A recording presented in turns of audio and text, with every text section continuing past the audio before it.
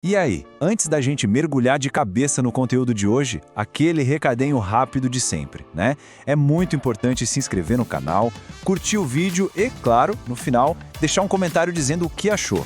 Essa participação faz toda a diferença pra gente, beleza? Sabe, a história de um clube de futebol, ela nunca é uma linha reta, né? É sempre uma montanha-russa de glórias, de crises e, para os gigantes, uma necessidade de estar sempre se reinventando. E a história do Flamengo é o exemplo perfeito disso. Então, bora mergulhar nessa jornada épica de um dos maiores clubes do mundo. Para a gente entender o tamanho do Flamengo, a gente tem que começar lá em cima, no topo. E no panteão rubro-negro, um nome é simplesmente sagrado: Zico. Ele não foi só um jogador, não. Ele foi o símbolo de uma era que mudou para sempre o que significava ser Flamengo. E é justamente por essa era que a gente começa a nossa história. O comecinho dos anos 80, quando um time absurdo, cheio de craques feitos em casa, não só dominou o Brasil, mas literalmente pintou o mundo de vermelho e preto. Eles criaram um padrão de excelência que, olha, ecoa até hoje. O que mais impressiona aqui é a velocidade com que tudo aconteceu. Dá uma olhada nessa sequência. Em 4 anos, o Flamengo foi do topo do Brasil para o topo do mundo e continua lá. Uma dinastia de verdade. Era um time que parecia, sei lá, imbatível. E essa dinastia, claro, foi construída por lendas. Zico era pura genialidade, mas no lado dele tinha outros gigantes. Leandro, para muitos o maior lateral da história do clube. Júnior, o maestro, que jogava em qualquer lugar do campo. Adílio e Andrade, o coração daquele meio-campo. Cara, era mais que um time, era uma constelação. Mas é aquilo, né? Depois de um auge tão grande, a história costuma trazer uns desafios. E o primeiro grande nó dessa narrativa apareceu em 1987. Uma briga por um título brasileiro que virou uma das maiores e mais longas polêmicas do nosso futebol. Para a gente entender essa confusão, precisa de um pouco de contexto. A CBF, na época, estava numa crise danada e basicamente disse que não tinha como organizar o campeonato. Aí, o que aconteceu? Os 13 maiores clubes do país fundaram o Clube dos 13 e organizaram o próprio torneio, a Copa União. A ideia era ter um campeonato mais forte, mais organizado. E aí que nasce o impasse. De um lado, o Flamengo se considera o campeão de fato. Por quê? Porque venceu o módulo principal, a Copa União, que tinha a elite do futebol brasileiro. Do outro lado, o Sport se apoia no regulamento original da CBF, que previa um cruzamento com o vencedor do outro módulo. E essa versão acabou sendo a confirmada na Justiça. E essa batalha se arrastou por décadas. Resumindo, o Flamengo ganhou o seu módulo, o verde, o Sport ganhou o amarelo. O regulamento previa um jogo entre eles, mas o Flamengo e o Internacional, que foi o vice do verde, se recusaram a jogar. O caso foi parar nos tribunais e, depois de muitas revoltosas, o Supremo Tribunal Federal deu a palavra final. O campeão legal de 1987 é o Sport. Ponto final, pelo menos na justiça. Depois da Era de Ouro e de toda a confusão de 87, o Flamengo entrou num período complicado. A glória do passado virou quase um peso, e o gigante pareceu adormecer, começando uma travessia bem longa e dolorosa. Foram quase 20 anos de muita instabilidade. Má gestão, dívidas crescendo, tudo isso criou um ciclo vicioso. O time oscilava muito. Às vezes tinha uns lampejos, uns brilhos, mas na maior parte do tempo lutava só para ser relevante. Era uma sombra daquele esquadrão que conquistou o mundo. Mas mesmo nesses tempos difíceis, apareceram heróis para manter a chama acesa. Em 92, o Maestro Júnior, já veterano, voltou para comandar o time num título brasileiro inesquecível. Em 2001, um gringo, o Petkovic, fez aquele gol de falta aos 43 do segundo tempo, que é coisa de filme. E em 2009, o Imperador Adriano voltou para casa e, de novo com o Pet, liderou uma das arrancadas mais malucas e emocionantes da história dos pontos corridos. E então, a virada de chave começou. Mas ela não começou dentro de campo, não. Começou fora. Com uma mudança de mentalidade, um plano bem audacioso para arrumar a casa e reconstruir o clube tijolo por tijolo. Era o começo do renascimento do Flamengo. Então, o ponto crucial é esse. A glória de 2019 não aconteceu por acaso. Ela foi plantada lá em 2013, com uma gestão que botou como prioridade pagar a dívida. Aos poucos, o clube foi ganhando credibilidade, poder de investimento, trazendo estrelas como Everton Ribeiro, até chegar no ano mágico de 2019, com um elenco absurdo e um técnico que revolucionou tudo. E que ano, hein? O grande momento dessa reconstrução toda foi aquela final da Libertadores em Lima. O Flamengo estava perdendo para o River Plate até os 42 do segundo tempo. O que aconteceu depois? Bem, é simplesmente história. Gabigol, 2 gols, uma virada que parecia roteiro de cinema e que lavou a alma de uma nação inteira. E assim como lá nos anos 80, uma nova geração de ídolos foi criada. Gabigol, o cara do gol decisivo. Bruno Henrique, com aquela velocidade imparável. Arrascaeta, a pura magia uruguaia. E o Everton Ribeiro, o capitão, a técnica. Juntos, eles viraram os rostos de um novo Flamengo, uma potência no continente, de novo. E tudo isso nos leva de volta para o nosso tema principal. A história do Flamengo não é sobre uma única era de ouro. É sobre a capacidade inacreditável de se reerguer, de se transformar e de voltar ainda mais forte. A essência é essa. Um clube que nasceu no remo, virou um gigante no futebol e se define pela paixão da sua torcida. É um ciclo que parece não ter fim, de sofrimento e glória, que alimenta uma identidade única. A reinvenção não é só um capítulo, é a própria natureza do Flamengo. A história nunca para, né? Novas gerações vão vir, novos desafios vão surgir e novas glórias vão ser buscadas. A única certeza é que esse ciclo vai continuar. E aí, fica a pergunta no ar. Como é que o gigante vai se reinventar da próxima vez? A saga continua. E foi a partir daí, sabe, com essa identidade já forte, que o Flamengo começou a construir a sua alma. Deixou de ser só mais um clube e virou a voz, a paixão da galera, das massas, se tornou o verdadeiro clube do povo. E já que a gente está falando de identidade, tem uma coisa que muita gente se pergunta. Como é que um clube com essa popularidade toda foi adotar um mascote, digamos, tão inusitado? Pois é, a história por trás do urubu é um exemplo perfeito do que é a alma rubro-negra. Aconteceu assim. Em 1969, as torcidas rivais chamavam os flamenguistas de urubus para ofender de forma pejorativa. E qual foi a resposta da torcida do Flamengo? Eles pegaram a ofensa e abraçaram. Levaram um urubu de verdade e soltaram no meio do Maracanã num clássico. E não é que o time virou o jogo, venceu? O que era para ser um xingamento virou o maior símbolo de orgulho, de raça, de resiliência. Foi uma virada de chave, sabe? Um ato que definiu a identidade da torcida para sempre. Claro, toda essa mística foi construída por grandes heróis em campo. A gente tem que falar de Zizinho, o mestre Ziza, um craque elegantíssimo, o líder do primeiro tricampeonato carioca lá nos anos 40. E também de Dida, simplesmente o segundo maior artilheiro da história do clube. Um ídolo que serviu de inspiração para um certo garoto que mudaria tudo. E é aí que a gente chega. Chegamos na era que levou o Flamengo de um gigante do Brasil para uma lenda mundial.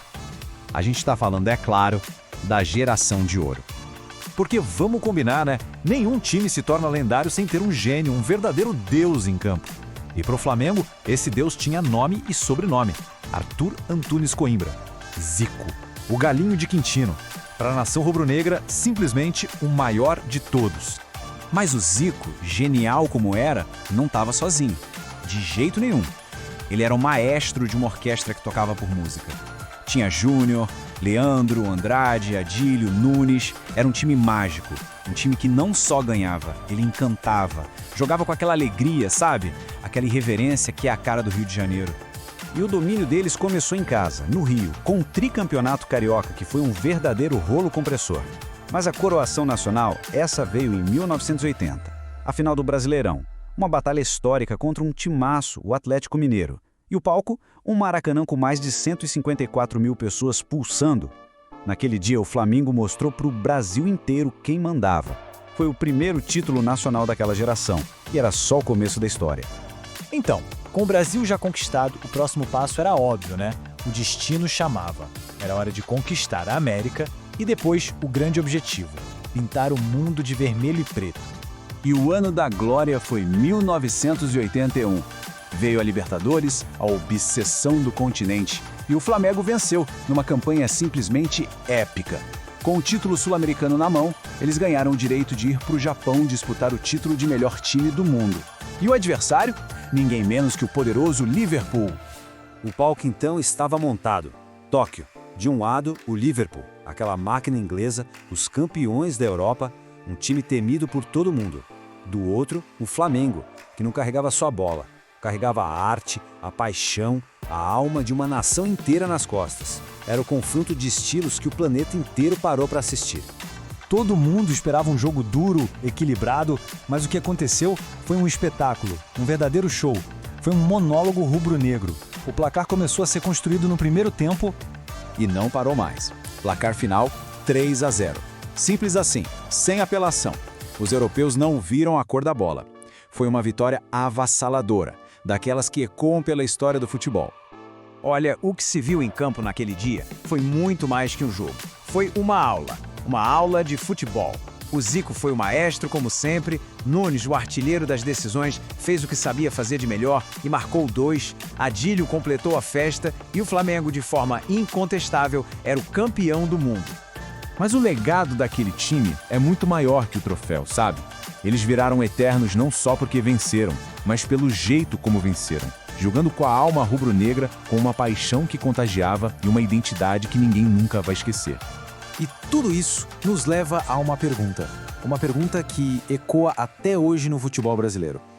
Com aquele futebol que encantou o mundo todo e uma conquista tão, mas tão dominante, seria aquele Flamengo de 81 o maior time que o Brasil já viu? Sabe aquela glória que a gente vê no campo? O gol no último minuto, o troféu erguido? Pois é, por trás de tudo isso tem uma outra batalha. Uma batalha silenciosa travada nos números. E é essa história que a gente vai desvendar hoje.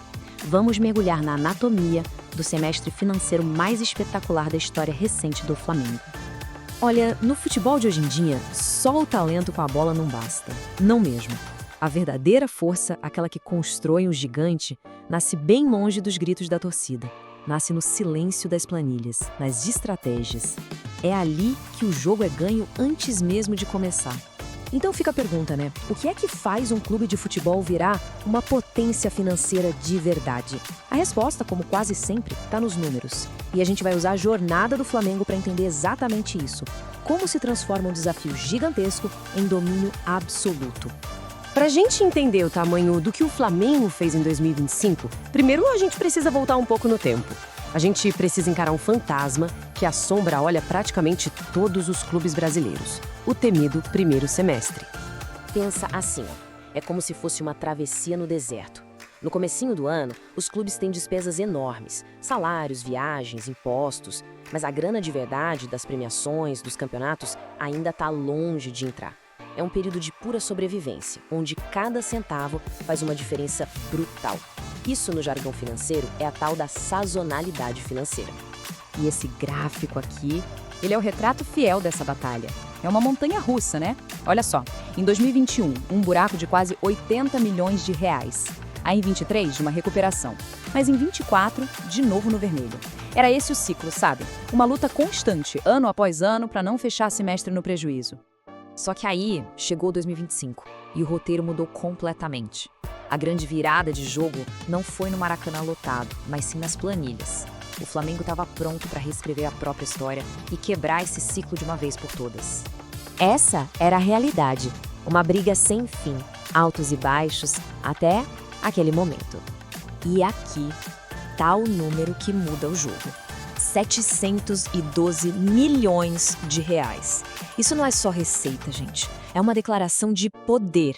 Um recorde absoluto para um primeiro semestre que simplesmente pulverizou qualquer marca que existia antes. Esse número, sozinho, é o som de uma nova era começando. E calma que tem mais.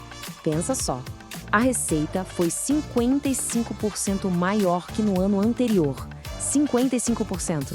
E mais, pela primeira vez em 5 anos, o clube gerou caixa positivo no primeiro semestre. Ou seja, entrou mais dinheiro do que saiu. E para fechar com chave de ouro, o maior superávit da história para esse período. Cada ponto desses é um verdadeiro troféu. Ok, a pergunta que não quer calar é: como? Como isso foi possível? A resposta está em 3 movimentos, 3 pilares estratégicos que sustentaram esse resultado. Vamos olhar cada um deles de perto. Então, a fórmula do sucesso tem 3 ingredientes principais. Primeiro, a performance em campo, o brilho no Mundial de Clubes. Segundo, a inteligência no mercado de transferências. E terceiro, um ponto que às vezes passa batido, mas é fundamental: eficiência na operação, ou seja, gastar bem o dinheiro. A campanha no Mundial foi muito mais do que só futebol. Pensa que cada vitória, cada fase que o time avançava, era um caminhão de dinheiro entrando no caixa. A glória dentro de campo Virou literalmente combustível financeiro. Foram milhões que fizeram toda a diferença. Agora, olha que jogada de mestre. Geralmente, quando um clube compra um jogador, paga parcelado, né? Mas na venda do Fabrício Bruno, a negociação foi para receber o dinheiro todo de uma vez, à vista. Foi um movimento cirúrgico que injetou grana no caixa na hora, exatamente quando o clube precisava. Pura estratégia. E aqui está o terceiro pilar, talvez o herói silencioso dessa história toda: a eficiência. O clube conseguiu pegar o Maracanã, que historicamente sempre foi um centro de custo, e transformar numa máquina de fazer dinheiro. Como? Otimizando cada pequeno detalhe da operação. Bom, com a estratégia funcionando dentro e fora de campo, os resultados financeiros viraram o placar final dessa partida. E os números, olha, são simplesmente espetaculares. 56 milhões de reais a mais no caixa. Vamos parar para pensar um pouco nisso. Num período em que a maioria dos clubes está ralando só para pagar as contas, o Flamengo não só sobreviveu, ele prosperou. Isso não é só dinheiro, isso é poder de fogo para o que vem pela frente. E aqui está o grande troféu do semestre: o superávit acumulado, mais de 143 milhões de reais. É o melhor resultado para um primeiro semestre em 5 anos. Uma prova clara, sem discussão, de uma gestão que deu muito certo. Agora, esse número aqui pode parecer mais técnico, mas a ideia é bem simples de entender. Uma margem de 30,6%. Pensa no motor de carro. Isso significa que de cada 100 reais que entram, mais de 30 viram lucro operacional. É a prova de que a máquina rubro-negra está funcionando numa potência que, sinceramente, a gente nunca viu antes. E agora, voltando para o nosso gráfico, olha o que aconteceu. A barra de 2025, ela não só supera os outros anos, ela redefine o que é possível. Ela é maior que todos os resultados dos últimos anos somados, tanto os positivos quanto os negativos. É a imagem perfeita da superação. É a consolidação de uma nova era. Com a base financeira sólida desse jeito, a pergunta muda, né? A questão não é mais como sobreviver. A questão agora é como dominar o que o futuro reserva para um Flamengo que nunca esteve tão rico e poderoso. E a projeção do próprio clube é de cair o queixo. Mais de 1 bilhão e 700 milhões de reais em receita para o ano todo. É um número que coloca o Flamengo em outra prateleira. Não só no Brasil, mas no futebol mundial. E é importante entender uma coisa: toda essa força financeira não é o fim da linha, é só ferramenta. É o que permite ao clube investir mais, contratar melhor, inovar e transformar cada desafio em uma nova chance de vitória. É o que consolida a liderança dentro e fora do campo. Então, a história toda nos deixa com essa pergunta no ar. O troféu da gestão financeira, esse já está na galeria. A grande questão agora, que ecoa pelo Maracanã e muito além é, com tanto poder nas mãos, qual vai ser o próximo troféu que o Flamengo vai levantar?